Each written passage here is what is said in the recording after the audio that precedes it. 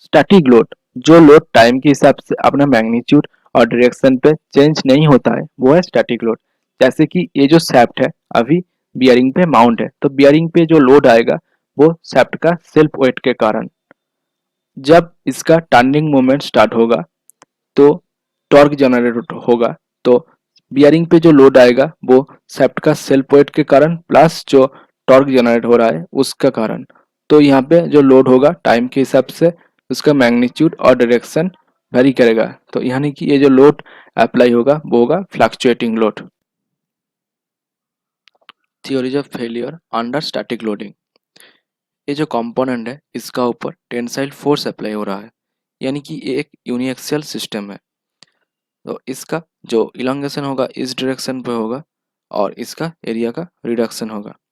यानी कि आप कह सकते हो कि इसका इस डायरेक्शन पे कॉम्प्रेसिव फोर्स अप्लाई हो रहा है।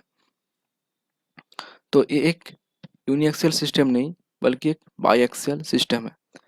थ्योरी ऑफ फेलियर को इसलिए अप्लाई किया जाता है ताकि बाईएक्सियल और ट्राइएक्सियल लोडिंग सिस्टम में किसी भी कंपोनेंट का शेप डायमेंशन फाइंड आउट किया जा सके। और जो कंपोनेंट होता है उसका फेलियर दो रीजन के लिए होता है, यील्डिंग और फ्रैक्चर। यील्डिंग जो है वो इनइलास्टिक डिफॉर्मेशन होता है जो कि जनरली डक्टाइल मटेरियल के लिए होता है, और फ्रैक्चर जो है वो मेशिन कंपोनेंट का ब्रेक हो जाता है और ये जनरली ब्रिटल मटेरियल जैसे कि ग्लास और कास्ट आयरन इनमें होता है। और प्रिंसिपल थ्योरीज ऑफ फेलियर जो है वो टोटल 5 थ्योरी है।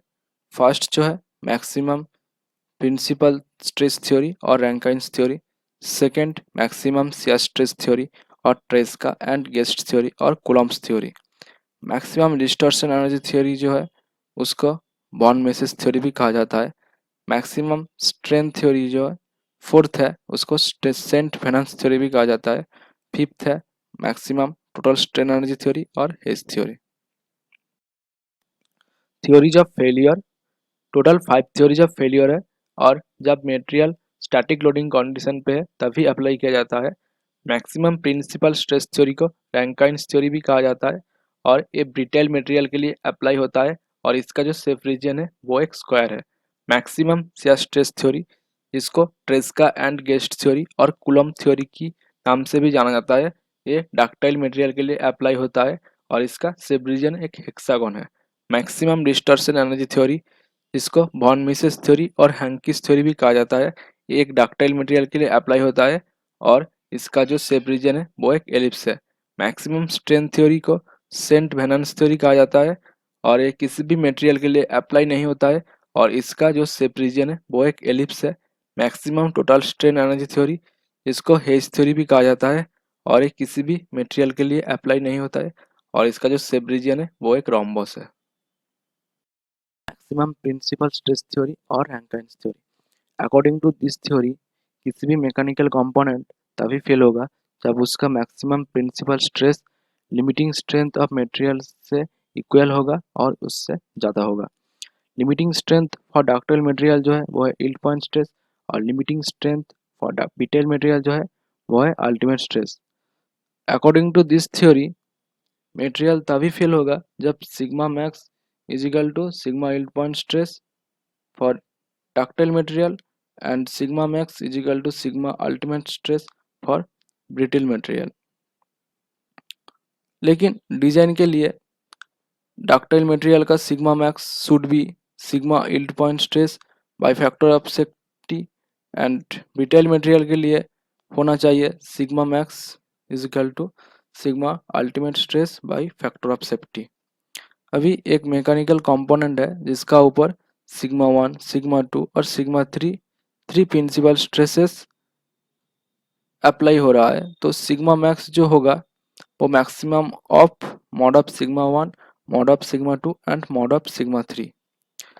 ये जो थ्योरी है ये बेसिकली ब्रिटल मटेरियल के लिए अप्लाई होता है, और इसका जो सेफ रीजन है वो है स्क्वायर है, और 3 पॉइंट जैसे कि रेड पॉइंट येलो पॉइंट और ग्रीन पॉइंट है, जिसमें से रेड और येलो पॉइंट जो है वो सेफ है क्योंकि ये सेफ रीजन का अंदर है, लेकिन ग्रीन पॉइंट जो है वो बाहर है, तो यानी कि ये फेलियर पॉइंट है। अभी एक न्यूमेरिकल को डिस्कस करेंगे। इन ए component of cast iron, the principal stresses 60 MPa, 80 MPa and 120 MPa are acting. The ultimate strength of the material is 350 MPa. By applying maximum principal stress theory, find out sigma max and Fs.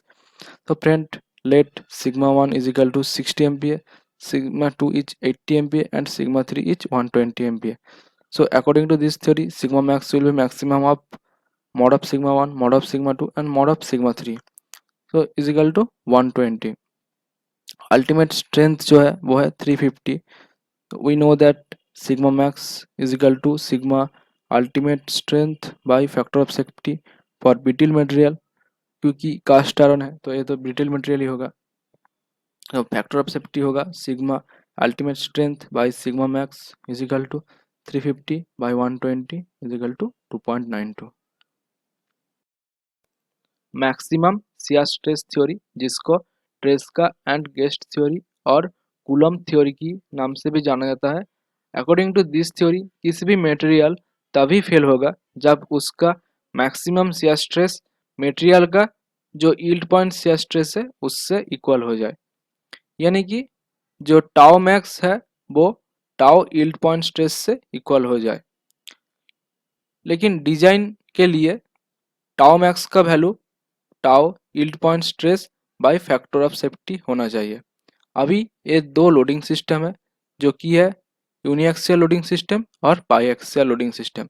Uniaxial loading system में सिर्फ sigma 1 stress apply हो रहा है और जो बाईएक्सियल system है उस पर sigma 1 and sigma 2 stress apply हो रहा है। अभी इसका ऊपर मोर सर्कल डायग्राम को अप्लाई किया जाए तो जो shear stress at X Y plane वो होगा sigma 1 minus sigma 2 by 2 into sine 2 theta. यहाँ पे साइन 2 थीटा का मैक्सिमम वैल्यू 1 है, so tau x Y for the uniaxial system will become sigma 1 by 2, क्योंकि यहाँ पे सिग्मा 2 का वैल्यू 0 है।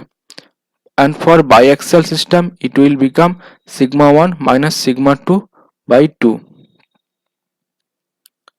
अगर अभी टाउ एक्स वाई की जगह यील्ड पॉइंट स्ट्रेस से रिप्लेस किया जाए और जो सिग्मा 1 माइनस सिग्मा 2 है उसको सिग्मा यील्ड पॉइंट स्ट्रेस से रिप्लेस किया जाए तो जो टाउ यील्ड पॉइंट स्ट्रेस का वैल्यू होगा वो होगा sigma yield point stress by 2।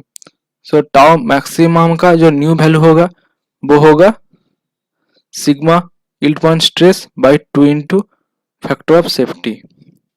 अभी एक बॉडी है जिसका ऊपर sigma 1, sigma 2 and sigma 3 three principal stresses apply हो रहा है, तो इसका जो टाउ मैक्स होगा वो होगा maximum of sigma 1 minus sigma 2 by 2 sigma 2 minus sigma 3 by 2 sigma 3 minus sigma 1 by 2। इन सब में से जिसका वैल्यू ज़्यादा होगा वो होगा टाउ मैक्स। अभी ये जो थ्योरी है इसको डक्टाइल मटेरियल के लिए अप्लाई किया जाता है, और अगर इसका शेप रीजन के बारे में बात करें तो इसका शेप रीजन हेक्सागोनल फॉर्म पे होता है। अभी एक न्यूमेरिकल को प्रैक्टिस करेंगे ताकि ये थ्योरी को अच्छे से समझा जा सके। In a component of a ductile material the principal stresses 60 MPa, 80 MPa and 120 MPa are acting. The yield strength of the material is 280 MPa. By applying maximum shear stress theory, find out tau max and factor of safety. So sigma 1 का जो value होगा वो 60 होगा, sigma 2 का 80 and sigma 3 का 120। तो यहाँ पे जो टाउ मैक्स का जो वैल्यू फाइंड आउट करने का रूल है वो है maximum of sigma 1 minus sigma 2 by 2, sigma 2 minus sigma 3 by 2 and sigma 3 minus sigma 1 by 2। इनमें से जो सबसे ज़्यादा वैल्यू आ रहा है वो है 30, तो टाउ मैक्स का जो वैल्यू होगा वो होगा 30, और जो यील्ड पॉइंट स्ट्रेस का वैल्यू दिया गया है वो है 280। हमको पता है कि टाउ मैक्स का जो वैल्यू है वो है sigma yield point stress by 2 into factor of safety, और factor of safety will become sigma yield point stress by 2 into tau max is equal to 280 by 2 into 30. So the factor of safety will become 4.67.